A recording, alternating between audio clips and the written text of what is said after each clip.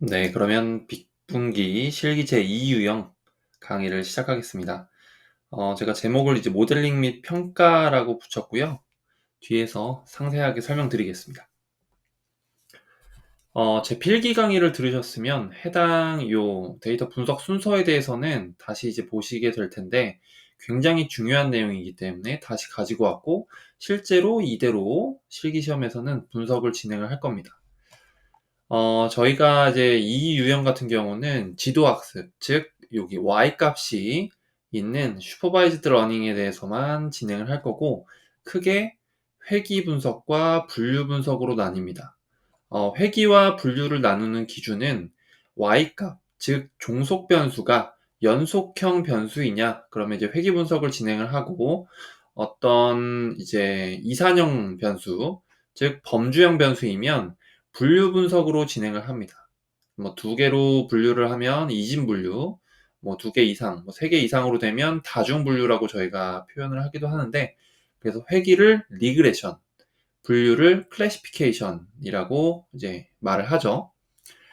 다시 한번 데이터 분석 순서에 대해서 복습을 좀 해볼게요.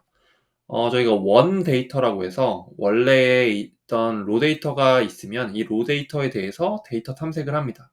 데이터가 어떻게 생겼는지 이제 뭐 그래프도 그려보고 기초 통계량도 구해보죠. 그런데 빅분기 이 유형에서는 그래프를 그릴 필요가 없습니다. 그래프가 이제 미제공되기 때문에 그건 하나의 이점이라고 봐도 될 것 같아요. 그래프를 그리지 않아도 문제를 풀 수 있으니까요. 그리고 이제 전처리 부분이 있는데 전처리에서는 이제 뭐 결측치, 이상치, 그리고 뭐 변수들을 처리해 줘야 되는 과정들이 있고요. 그리고 전처리 완료가 되면 이렇게 아웃풋이라고 해서 데이터 프레임 형태가 나오게 됩니다. 이 데이터 프레임 형태에는 결측치나 이상치가 다 이제 처리된 데이터 형태일 거고 우리가 X인자 요 X들에 대해서는 독립 변수, 설명 변수 혹은 뭐 피처라고 표현도 하고요. 종속 변수는 뭐 반응, 타겟 뭐 그렇게 저희가 명명을 하죠. 이렇게 전처리가 완료된 데이터가 이렇게 준비가 되면 이 데이터를 데이터 분리를 합니다. 데이터 스플릿이라고 말하기도 하는데 트레인 데이터와 테스트 데이터로 나눠요. 여기서 제일 중요한 거는 테스트 데이터는 학습에 전혀 사용이 되지 않은 데이터라는 겁니다. 이게 되게 중요합니다. 학습에 전혀 사용이 되지 않고 마지막에 성능 평가의 용도로만 쓰이는 데이터예요. 우리가 그래서 언신 데이터라고 해서 보지 않은 데이터, 못 본 데이터라고 표현을 하기도 하는데 어쨌거나 데이터를 트레인과 테스트 데이터로 나눕니다. 그런 다음에 트레인 데이터를 트레인과 밸리데이션으로도 나눠서 트레인 데이터로 학습을 하고 밸리데이션 데이터로 이제 평가를 한번 검증을 해봐서 성능 평가를 한번 해보면 지금 이 모델이 성능이 좋구나 아니면 조금 더 좀 튜닝할 필요가 있겠다. 성능을 좀 올릴 필요가 있겠다. 이렇게 판단을 하고요. 트레인드 모델, 즉 모델이 학습이 다 되면 그 다음엔 어떤 걸 하냐면 아까 우리가 분리해놨던 테스트 데이터를 트레인드 모델, 학습된 모델에다가 집어넣습니다. 여기서 중요한 거는 테스트 데이터에 X만 넣는다는 거예요. 독립 변수만 넣는 겁니다. 여기는 종속 변수 넣는 게 아니에요.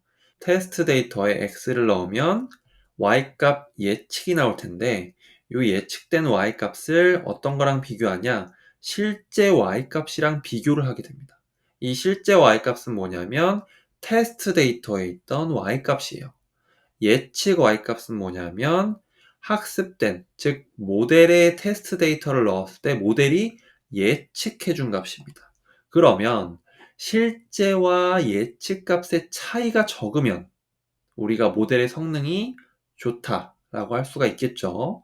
그래서 Y가 연속형 데이터일 때는 우리가 회귀 분석으로 뭐 R스퀘어나 MSE 같은 성능 지표를 쓰고 이진 분류 혹은 뭐 다중 분류일 때 정확도, 민감도, 특이도, F1 스코어 같은 것들을 씁니다. 우리가 보통은 이제 이진 분류 두 가지로 분류를 하는 모델들을 많이 보게 되실 거예요. 여기까지 되셨고요. 그러면 제가 회귀 모델로 예제를 하나 설명을 드리겠습니다. 요게 이제 필기 강의 때도 말씀을 드렸던 건데, 빅분기 커피 매출을 예측하는 데이터라고 해볼게요. 여기 이제 매출액이라고 나와 있는데, 이건 이제 커피 어떤 매장의 매출액이라고 보시면 될 것 같고, 단위는 생략하고 그냥 숫자로만 보겠습니다. 그래서 학교 수, 밥집 수, 학원 수라는 변수가, 즉, 요 X 값들이 커피 매출액에 어떻게 영향을 주는지를 회귀 분석하는 거예요. 그래서 변수, 학교 수, 밥집 수, 학원 수를 변수 x1, x2, x3라고 해보겠습니다. 그러면 100개의 매장 데이터를 모았다고 해볼게요. 100개의 매장 데이터를 모아서 그럼 총 100개의 데이터가 있는데, 이 데이터를 트레인과 테스트 데이터로 8대2로 나눕니다. 80%대 20%로 나눠서, 그러면 트레인 데이터가 80개가 될 거고, 형식은 똑같겠죠. 이런 데이터 프레임 형태일 거고, 테스트 데이터도 마찬가지로 20개 이렇게 분리가 될 거예요. 그러면 트레인 데이터를 다시 분리한다고 했죠. 트레인 60개, 밸리데이션 20개로 분리를 했다고 해봅시다. 그러면 60개의 데이터로 모델을 학습을 하고 20개의 데이터로 검증을 하는 거예요. 성능 평가를 한번 해보는 겁니다. 성능 평가를 한번 해보고 모델이 잘 학습된 것 같으면 이제 테스트 데이터를 넣어 보겠죠. 테스트 데이터를 모델에 넣어서 모델이 예측한 값과 테스트 데이터의 y값, 즉 모델에다가 넣으면 요 예측 y값이 나올 거거든요. 두 개를 비교한단 말이죠. 실제 y값이랑 예측 y값이랑 비교한다는 거예요. 어디서? 테스트 데이터의 실제 y값, 그리고 모델이 예측해준 예측 y값을 비교한다는 겁니다. 그래서 두 개의 차이가 적으면 모델의 성능이 좋다라고 할 수가 있겠죠. 네, 그러면 제2 유형에는 어떤 문제들이 나왔는지 좀 살펴보겠습니다. 지도학습 문제만 지금까지 나오고 있고요. 최근에 23년 상반기에는 분류 문제 중에 이제 매크로 F1 스코어 구하는 문제가 나왔습니다. 이제 매크로 F1 스코어를 처음 보시는 분들도 계실 텐데 3개 이상 분류를 하는 모델에서 F1 스코어를 각각 구한 다음에 평균을 낸 거라고 보시면 될 것 같아요.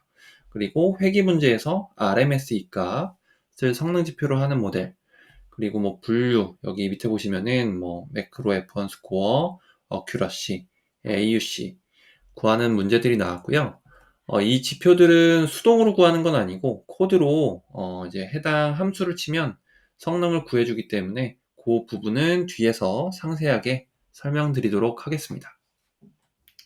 네, 그러면 이 유형에서는 실제로 어떤 일을 해야 되는지에 대해서 설명을 좀 드리겠습니다. 앞에 이제 계속해서 제가 데이터 분석 순서를 가지고 계속 말씀드리는 이유는 이 큰 틀이 꼭 이해하셔야 됩니다. 이 큰 틀을 꼭 이해하시고 세세한 것들을 살을 붙이면 되실 것 같아요.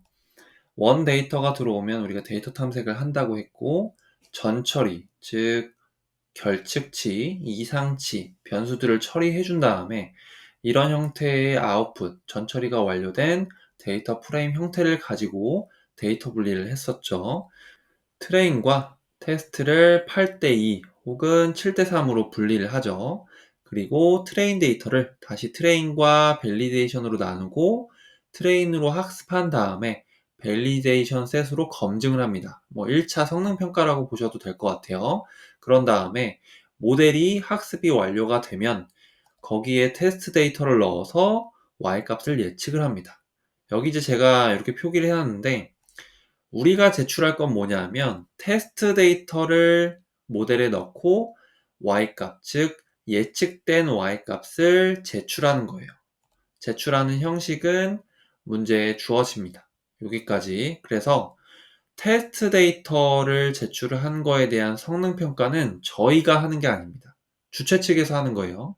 주관하는 쪽에서 우리가 예측된 y값을 이제 제출을 하면 그걸 가지고 그쪽에서 가지고 있는 테스트 데이터의 y랑 비교를 해서 회귀면은 어떤 그 주어진 성능 지표, 분류면 요 밑에 이런 성능 지표들을 가지고 채점을 한다고 보시면 될 것 같습니다. 네. 그래서 이 유형의 목표는 적절한 예측값 y를 제출하는 거예요. 이게 우리의 목표, 즉 우리가 할 일이라고 보시면 될 것 같고요. 성능 평가는 출제 기관에서 진행을 합니다. 그래서 점수가 얼마나 나올지는 알 수가 없어요. 그리고 기준도 공개를 하지가 않습니다. 그래서 우리가 어떻게 해야 되냐면 적절한 예측값을 제출하기 위해서는 트레인 데이터를 트레인과 밸리데이션 세트로 나눈 다음에 밸리데이션 셋을 가지고 성능 평가를 해봐야 돼요. 그래서 대충 요 정도면은 모델이 성능을 어느 정도 띄는구나, 이거를 확인을 해서 최종 예측된 Y 값을 제출한다고 보시면 될 것 같아요. 여기까지 되셨죠? 그래서 실기 시험에서 주어지는 데이터 세트를 보면 이거 이제 하나의 예시고 이렇게 주어질 수도 있고 아니면은 다르게 주어질 수도 있는데, 어쨌거나 X 테스트, X 트레인, Y 트레인이 주어집니다. 여기 없는 게 뭐죠? 없는 데이터 셋? 네. Y 테스트가 없어요. Y 테스트는 주체, 즉 출제 기관에서 가지고 있고 나중에 채점용으로 그쪽에서 쓸 겁니다. 이해되셨죠? 그래서 우리가 이렇게 제가 간단하게 이렇게 표기를 좀 해봤는데요. 왼쪽은 트레인 셋이에요. X 트레인, Y 트레인. 이쪽은 테스트 셋. X 테스트, Y 테스트가 있어야 되는데 Y 테스트가 없다는 말입니다. 이거는 출제 기관에서 가지고 있고 우리가 모델, 즉 트레인으로 모델을 학습을 한 다음에 X 테스트를 모델에다 넣으면 예측된 Y값, 즉 이 유형의 아웃풋을 주겠죠. 우리는 요거를 제출한다. 이렇게 보시면 될 것 같습니다. 네, 방금 제가 드렸던 말씀을 이해하기가 조금 어려우실 수도 있을 것 같아서 제가 간단하지만 확실하게 이해할 수 있게 이렇게 플로우를 하나 만들었습니다. 이제 시험에서 제공되는 데이터는 트레인 데이터에 X와 Y, 그리고 테스트 데이터에는 X만 주어진다고 했었고요. 저희가 이 유형 아웃풋으로 예측된 Y 값을 제출을 한다고 말씀을 드렸죠. 여기는 이제 데이터 전처리 부분은 빠졌는데 제가 뒤에서 데이터 전처리도 한번 설명을 드릴 거고요. 어쨌거나 이 큰 틀을 이해하셔야 돼요. 이 데이터들이 지금 데이터 전처리가 끝난 데이터라고 가정을 해보겠습니다. 그러면 우리가 트레인 데이터를 어떻게 한다고 했죠? 트레인 데이터와 밸리데이션, 즉 검증용 데이터로 나눈다고 했습니다. 데이터 분리는 뭐 7대3도 좋고 8대2도 좋습니다. 그럼 트레인 데이터를 모델, 즉 뭐 여기는 이제 랜덤 포레스트, 서포트 벡터 머신, 아니면 뭐 리니어 리그레션, 뭐 다중회귀, 아니면 뭐 로지스틱 리그레션, 여러 가지 이제 알고리즘들이 있죠. 어쨌거나 그 모델에 트레인 데이터를 넣어 봅니다. 그러면 모델이 학습이 되겠죠. 모델이 학습이 되면 이 모델에 어떤 걸 넣냐 하면 밸리데이션 셋에 X를 넣는 거예요. X. 우리가 아까 분리했을 때 분명히 밸리데이션 X와 밸리데이션 Y가 있을 겁니다. 그런데 트레인 모델에는 X만 넣어요. X만 넣으면 어떤 게 나오죠? 예측값이 나온단 말이에요. 예측값. 이 예측값과 실제값을 비교를 해야 되는데 실제값은 뭐죠? 실제값? 실제값은 밸리데이션에 있는 Y값이었죠. 그럼 이 두 개의 값을 비교를 해서 두 개의 차이가 적거나 분류 모델이라고 하면 분류를 잘 했거나 라고 하면 성능이 좋은 거죠. 획이라고 하면 뭐 R스퀘어, MSE, 뭐 분류라고 하면 뭐 정확도, 여기 뭐 민감도, 특이도. 근데 이제 기출에는 정확도와 F1 스코어 등이 나왔었죠. 어쨌거나 밸리데이션 셋을 넣어서 성능 평가를 한번 해본다. 가늠을 해보는 거예요. 이렇게 했을 때 이상이 없겠구나. 하지만 이 성능이 얼마나 나와야 혹은 얼마 이상이 되어야 점수를 많이 받는다, 이런 기준은 없습니다.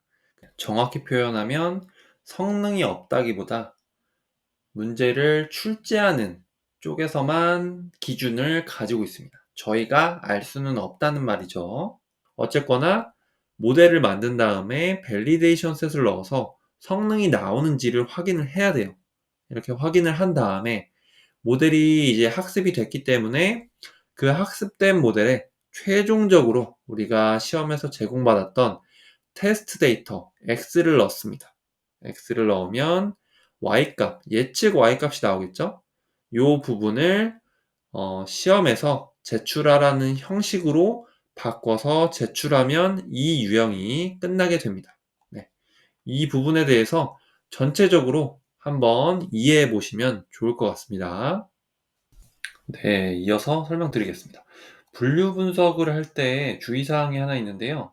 우리가 y, 즉 종속 변수를 분리를 할 때 트레인 테스트 스플릿 함수 써가지고 이제 트레인 데이터랑 밸리데이션 데이터랑 이제 분리를 할 거란 말이에요. 그죠? 그때 이제 스트레이티파이 옵션을 꼭 써줘야 합니다. 이게 이제 층화 샘플링인데 필기 때 아마 이제 학습을 하셨기 때문에 이해를 하고 계신 분들도 있을 텐데, 우리가 종속 변수, 즉 y가 예를 들어서 클래스가 0이랑 1이 이렇게 좀 불균형한 데이터라고 생각을 해볼게요. 가정을 해볼게요. 근데 이제 스트래티파이라고 하는 옵션을 안 줬을 때는 y 트레인과 이제 y 밸리데이션이 두 개로 어쨌거나 나뉘어야 되잖아요. 극단적인 얘기는 하지만 이 100개가 전부 다 밸리데이션으로 들어갈 수 있다는 얘기입니다. 무슨 말이냐면 Y 트레인에 요 클래스 1이 안 들어올 수도 있다는 얘기예요. 랜덤 샘플링을 하면 그럴 수 있잖아요. 확률상 적은 확률이긴 하지만 그럴 때는 이 클래스 1이라는 거를 학습을 못 한단 말이에요. 즉 880개의 0인 클래스만 학습을 하게 되기 때문에 성능이 떨어집니다. 네. 그런데 우리가 스트래티파이 옵션을 주면은 이걸 층화 샘플링 하기 때문에 클래스 0인 것도 동일한 비율로, 만약에 이제 8대2, 80%대 20%로 분리한다고 하면 0인 클래스에서 80%, 800개, 밸리데이션이 이제 200개가 가겠죠. 그리고 마찬가지로 클래스 1에서도 80%를 샘플링 한다는 얘기입니다. 이렇게. 클래스 불균형일 때 이 옵션을 꼭 써야 되고, 기출 문제들을 보니까 완벽하게 이제 2개나 뭐 3개 이상 클래스가 동일한 비율로 있지는 않거든요. 그렇기 때문에 어쨌거나 우리가 밸리데이션 세트를 가지고 한번 검증할 때는 꼭 스트래티파이 이 옵션을 줘서 실행을 하셔야 됩니다. 데이터 분리를. 이거는 실습 시간에서 제가 한번 더 자세하게 설명을 드리겠습니다. 네, 그러면 분석 모형 평가 회귀 성능에 대해서 다시 한번 말씀드리겠습니다. 우리가 모델이 학습이 된 상태에서 어떤 데이터를 넣어서 성능 평가를 해야 되죠? 그렇죠. 테스트 데이터를 넣어서 성능 평가를 해야 되는데, 테스트 데이터에 X를 그러니까 학습된 모델에 넣으면 예측 값을 내뱉어줘요. 아웃풋이 예측 값입니다. 이제 Y값 예측이라고 제가 썼는데, 그러면 성능 평가는 어떤 걸 하는 거냐면, 실제 Y값, 실제 Y는 테스트에 있던 Y죠. 테스트에 있던 Y랑 우리가 모델에 넣어서 예측한 Y, 즉, 요 값이죠. 요 두 개를 비교해서 두 개의 차이가 적으면 모델의 성능이 좋다라고 할 수가 있겠죠. 그래서 회귀 모델에서 R스퀘어, MSE 같은 성능 지표들이 있었죠. 여기 밑에서 다시 보면 테스트 데이터가 이 전체예요. 아웃풋 빼고 X 독립 변수, 그리고 여기 이제 종속 변수 이렇게 있는데, 실제 인풋은 어떤 거죠? 모델에 넣는 인풋은 요 X만 넣는 거예요. X만 넣고 모델이 뱉어주는, 그러니까 모델에 넣었을 때 아웃풋이 뭐냐면 예측된 Y 값이라고 하는 겁니다. 이 두 개 값을 비교해서 차이가 적으면 모델의 성능이 좋다라고 할 수 있는 거죠. 그래서 실제 값과 예측 값의 차이를 계산해서 성능을 측정을 하는데, 회귀 모델에서는 이렇게 대표적인 요 성능 지표들이 있고요. 제일 사실 핵심은 뭐냐면 요 가운데 있는 요 값이에요. 실제 값과 예측 값의 차이를 어쨌거나 다 계산을 한단 말이에요. 이렇게. 그죠? 요게 핵심입니다. 요걸 그대로 둔 상태에서 어떤 지표들은 이걸 제곱을 한 상태에서 평균을 취하고, 이제 MS에다가 루트를 취하면 RMSE 값이 나오고, 그리고 민 앱솔루트 에러라고 해서 절대값을 씌운 다음에 평균을 내면 MAE, 그리고 이렇게 평균 절대 백분율 오차라고 해서 이런 수식으로 구하면 MAPE라고 했고요. 그리고 이제 결정계수, 이제 회귀 모형의 설명력을 지니는 건데 우리가 0에서 1 사이의 값을 가지며 값이 클수록 성능이 좋다라고 했었죠. 이걸 이제 R스퀘어 값이라고 불렀습니다. 다음으로는 분석 모형 평가, 분류 성능에 대해서 말씀을 드리겠습니다. 아까 이제 회귀 성능이랑 똑같습니다. 학습된 모델에 테스트 데이터를 넣어서 y값 예측을 구하고 실제 y값과 예측된 y값을 비교해서 분류 모델의 성능 지표로는 이제 정확도, 민감도, 특이도, F1 스코어 등이 있었고요. 주로 보는 지표가 여기죠. 정확도와 F1 스코어라고 보시면 됩니다.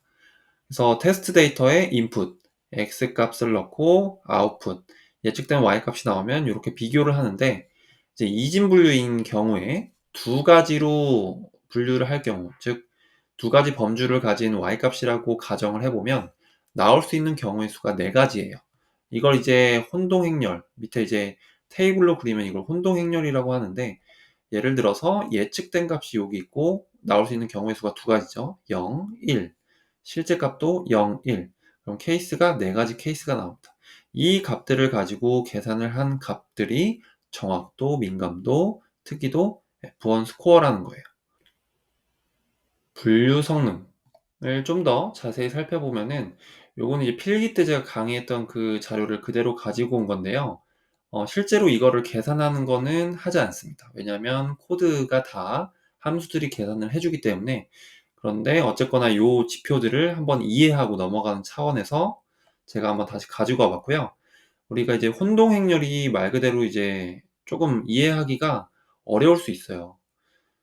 예측을 이제 파지티브, 네거티브 요렇게 하고 실제를 파지티브, 네거티브라고 하면 우리가 1을 파지티브라고 하고 0을 보통 네거티브라고 하거든요. 요 혼동행렬 안에 들어오는 게 네 가지가 들어옵니다. 여기 뭐 TP, FP, FN, TN 이라고 나와 있는데 요걸 다시 한번 간략히 설명을 드리면 우리가 뒤에 있는 P와 N은 예측을 기준으로 하는 거예요. 즉 예측이 파지티브면 뒤에 P가 옵니다. 예측이 네거티브면 뒤에 N이 와요. 그죠? 그런데 요게 맞으면 true고요. 틀리면 false입니다. 여기가 틀렸죠? 왜냐면 예측을 네거티브로 했는데 실제는 파지티브란 말이에요. 그래서 false 네거티브예요. 여기 보면 예측을 네거티브로 했기 때문에 뒤에 네거티브가 오고 실제도 네거티브이기 때문에 잘 맞췄죠. true 네거티브가 됩니다. 다시 보면 TP는 예측을 파지티브로 했을 때 실제도 파지티브인 거 true 파지티브라고 하고